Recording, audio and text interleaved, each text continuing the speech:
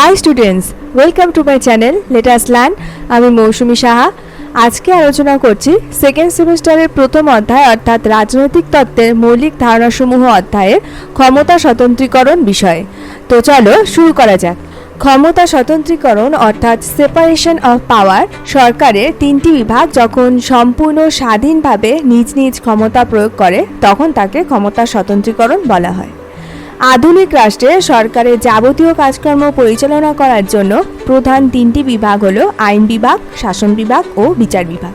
ক্ষমতা স্বতন্ত্রীকরণ নীতির মূল কথা হলো রাষ্ট্র পরিচালনার তিন প্রধান স্তম্ভ আইন বিভাগ, শাসন বিভাগ ও বিচার বিভাগের ক্ষমতা সম্পূর্ণ স্বতন্ত্র। তিনটি বিভাগ পূর্ণ স্বতন্ত্র বজায় রাখবে এবং এক বিভাগ অন্য বিভাগের কাজে হস্তক্ষেপ করবে না। কিভাবে ক্ষমতা স্বতন্ত্রীকরণ নীতির আবির্ভাব ঘটেছে সেটি তোমাদের বলে দিই।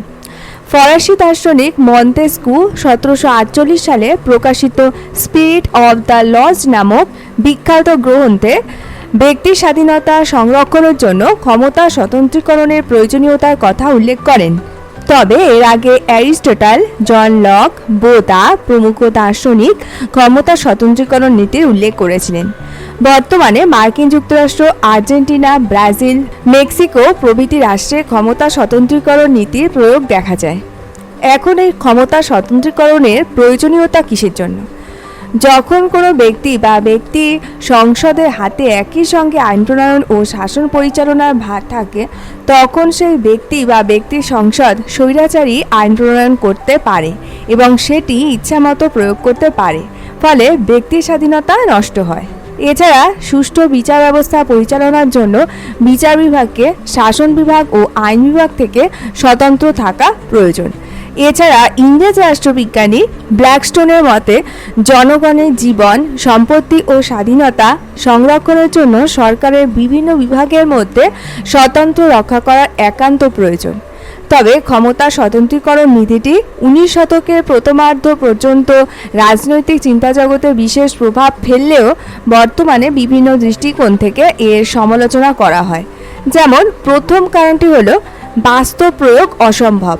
আধুনিক গণতান্ত্রিক রাষ্ট্রসমূহের শাসন ব্যবস্থার ক্ষেত্রে দেখা যায় যে সরকারের তিনটি বিভাগ পারস্পরিক সহযোগিতার ভিত্তিতেই সরকার পরিচালনা করে।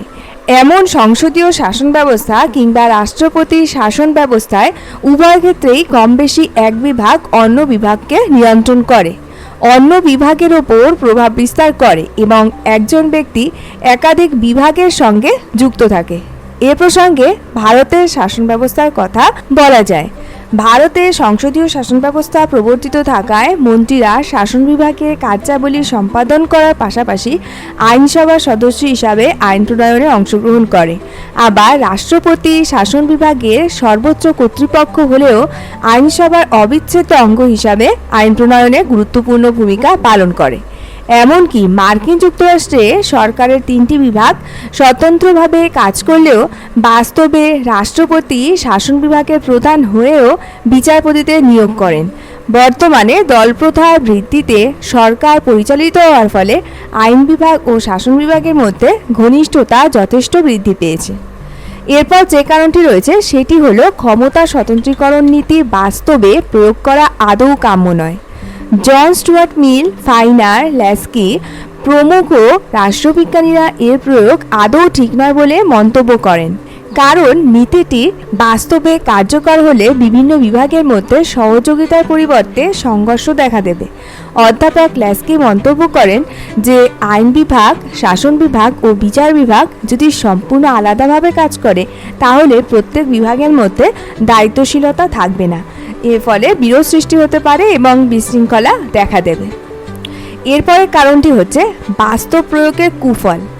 ক্ষমতা স্বতন্ত্রীকরণ নীতিটি যে দেশের সংবিধানে প্রথম গৃহীত হয় অর্থাৎ মার্কিন যুক্তরাষ্ট্রে, সেখানে রাষ্ট্রপতি শাসন বিভাগের প্রধান হলেও বিচারপতিদের তিনি নিয়োগ করেন।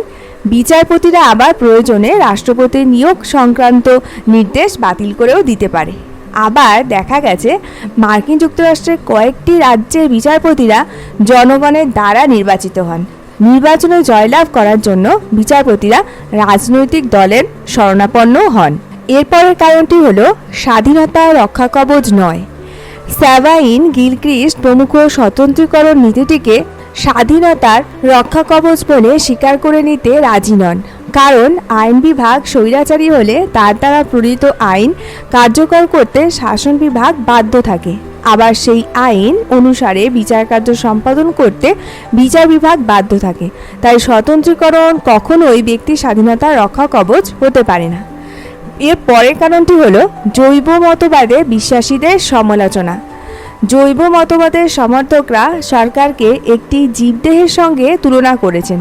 তারা এই যুক্তি দেখিয়েছেন যে জীবদেহের অঙ্গ প্রত্যঙ্গগুলি যেমন পরস্পর বিচ্ছিন্ন হয়ে কাজ করতে পারে না, তেমনি সরকারের বিভাগগুলি কখনোই স্বতন্ত্রভাবে সাফল্যের সঙ্গে কাজ করতে পারে না। এর পরের কারণটি হলো সব বিভাগ সমক্ষমতার অধিকারী নয়। গণতান্ত্রিক রাষ্ট্রসমূহে দেখা যায় যে আইন বিভাগ শাসন বিভাগ ও বিচার বিভাগের থেকে বেশি ক্ষমতার অধিকারী। আইন বিভাগ আইন প্রণয়ন না করলে শাসন বিভাগ এবং বিচার বিভাগ অপ্রয়োজনীয় হয়ে পড়বে। পরের কারণটি হলো সমাজতন্ত্রবাদীদের সমালোচনা। সমাজতন্ত্রবাদীরা ক্ষমতা স্বতন্ত্রীকরণ নীতির প্রতি আস্থাশীল নন।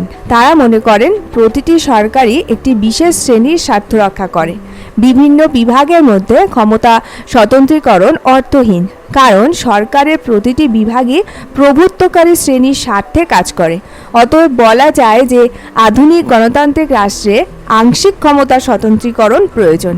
আংশিক ক্ষমতা স্বতন্ত্রীকরণ বলতে বিচার বিভাগের স্বতন্ত্রীকরণকে বোঝায়। বিচার বিভাগকে শাসন বিভাগের নিয়ন্ত্রণ ও প্রভাব থেকে মুক্ত করতে না পারলে গণতন্ত্র কখনো সাফল্য লাভ করতে পারবে না। তো স্টুডেন্টস, এইসব কারণ থেকে বোঝাই গেল যে ক্ষমতা স্বতন্ত্রীকরণ নীতিটি বাস্তবে কোনো দেশেই সম্পূর্ণভাবে প্রয়োগযোগ্য নয়। বিভিন্ন দেশে এর আংশিক প্রয়োগই লক্ষ্য করা যায়। ক্ষমতা স্বতন্ত্রীকরণ বিষয়ে সংক্ষিপ্ত আলোচনা এখানেই শেষ করলাম। পরবর্তী ভিডিওতে অন্য আরেকটি বিষয় নিয়ে আলোচনা করব।